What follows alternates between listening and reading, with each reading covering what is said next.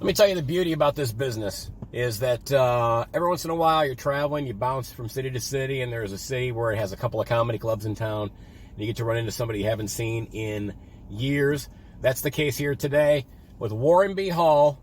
Buddy of mine, we're here in Myrtle Beach, South Carolina. I'm at Carolina Comedy Club. You're working over at the Comedy Cabana. Too funny. I saw your name on the website. I'm like, you've got to be kidding me. It was just too hilarious to get a chance to bump into you on the road over here, man. You look fantastic as always. You as well. It's been, how long has it been? If you had to say how long it's been. It's been, I would say, at least I would say over 8 years. Definitely over 8. 8 years, something like that. Definitely over 8. First time we worked together was in we went overseas for the troops. Iraq, Kuwait. 2004. Yep. Unbelievable. Yeah. What was the... Wait. So he tells me he's in town, so we're going to meet, and I'm excited. And then I get to the club, and they've got like a little billboard, and it's got me on it, and it's digital. I'm like, oh, that's kind of cool. Got my little billboard. Driving away, right next to the club, right next to the other side of the club I'm working at, they've got a huge billboard with his face on it. Huge. I'd like to apologize to anybody who's been down here in South Carolina that has had to look at my stupid mug on a billboard. That's funny, though. That's hilarious. 2004. We go to Iraq. We were over there. It was almost a month, I think. 28 days. Was the entire tour. 28 days. What was the scariest part of any of those overseas trips for you? The middle of the night, I'm walking to the porta potty thing, right? And you hear shooting in the middle of the night, and it's black, pitch black, and it's like I don't know which way to run, right? If something happens. And I remember I go in, I go to the bathroom, and I come out. Someone has left an M16 in the porta potty. So I remember coming out with it, and I come up, and you were still sleeping, and I was like, right. I found this. I don't know what to do with it. And the guy with us was like, someone's getting their dick knocked in the dirt. It's like, all right. But yeah, that was scary. In the middle of the night, just gunshots and. You're from Boston. I'm from Detroit. That's at least kind of de rigueur to some. I know where to some it's extent. Coming from in my own neighborhood. That's true. So, you knew the bad houses in the neighborhood and where to stay away from. In Iraq, it's a different set of currency. What would you say was the scariest part for you? I would say when we were in this open air truck and it broke down in downtown Baghdad. Okay. Oh, yeah. No, it didn't break down. We had to stop because there was a suspected IED in the road. I know what you're going to say. I remember the sentence. Go ahead. And we were all underneath these big high-rise apartment buildings. Right. And we were in an open air truck. Out in the open. I know where you're going, yep. And we were there with, it was you, me, Tom Irwin, comedian out of L.A., and Tony Darrow, comedian out of New York. Martin? And we were, yes, Captain Chase, you remember him. Chase Martin, he's been promoted since then. And we were sitting there and in the open, stopped. Exposed. And it was literally, you could look up, and it was like you were in a Bond movie or a Jason Bourne, where you're looking up, and everybody's kind of looking over the railings of their apartments. Yep.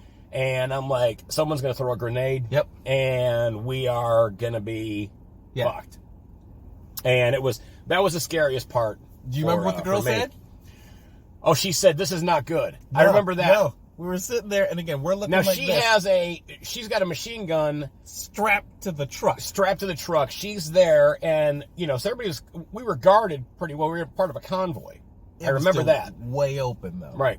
And what she said exactly was just, this is the worst day ever. Oh, my God, that's right.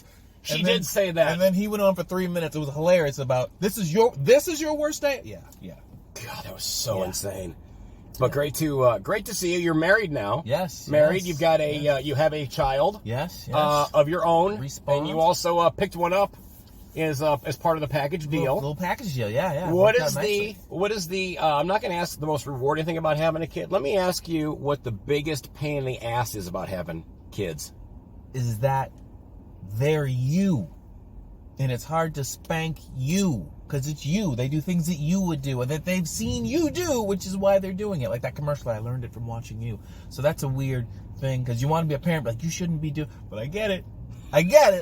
So that it's a weird dynamic to yell at yourself for stuff you did or would do. So yeah. I wouldn't have. Interesting. Yeah. I would say it would be just the financial drain, but not even that. You're good with that. I am, but like we just went to Disney. Like I got the shirt on. We just went to Disney week before last, And we were waiting and waiting and waiting because my whole thing was I didn't want to go till they were old enough to remember I Right. spent money to take you to Disneyland. I would be like, did we? I don't remember. I was in a stroller. No, you were there. You remember I spent that money. Yeah, I don't know why any parent takes their kid in a At stroller 3? to any No. monster amusement park. They're not going to remember any of that stuff. What's the craziest thing, as we wrap up here, craziest thing that has happened to you in your comedy career?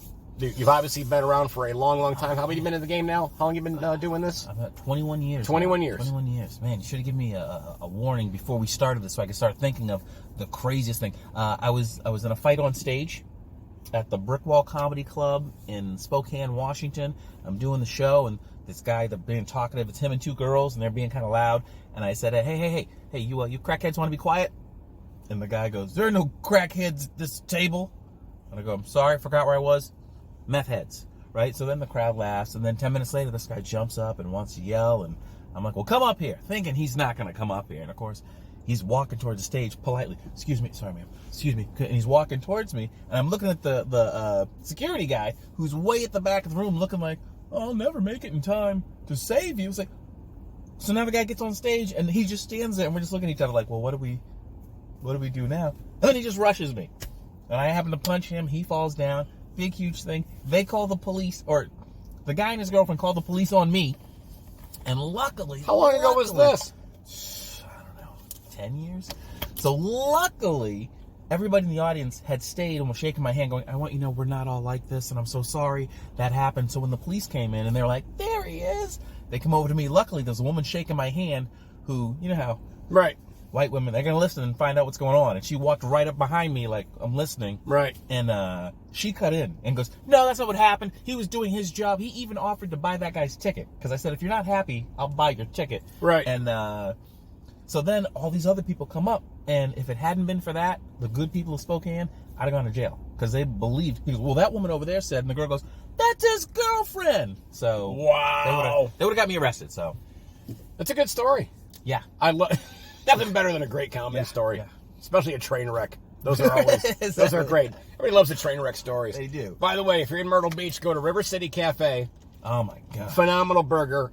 You had a burger. If you go on his Instagram page, I wouldn't call it a and burger. you can follow Warren on Facebook, Twitter, Instagram. It was insane. It had double cheeseburger. Or no, it had two burgers, 2 onion rings. and then 2 big onion rings. And I mean like Followed- onion rings. like full-on onion rings, followed by 2, not 1, but 2 Egg grilled and- egg and cheese sandwiches. Egg sandwich. So you think that's 2 pieces? No, it's bread, egg, cheese, bread, bread, egg, cheese, bread, then 2 big burgers. And you got fries With because bacon. you were still clearly hungry.